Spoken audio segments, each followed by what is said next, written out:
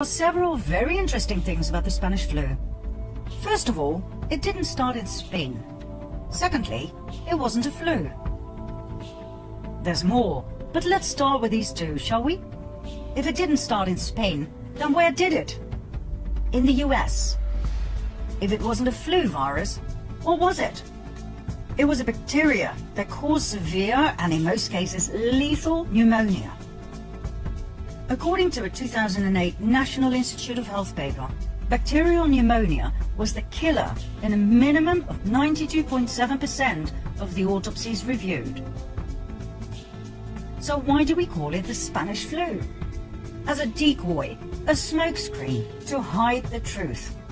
Those people prefer to hear a convenient lie. The first cases of bacterial pneumonia in 1918 traced back to a military base in Fort Riley, Kansas. During the first half of 1918, an experimental bacterial meningitis vaccine cultured in horses by the Rockefeller Institute for Medical Research in New York, now the Rockefeller University, was injected into soldiers at Fort Riley. The so-called Spanish flu was a vaccine experiment gone horribly wrong. Well, that's what we, the people, would say. The cabal would refer to it differently. They would call it an experiment with the best outcome ever.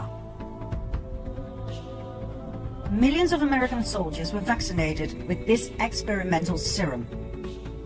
2 million of them went overseas.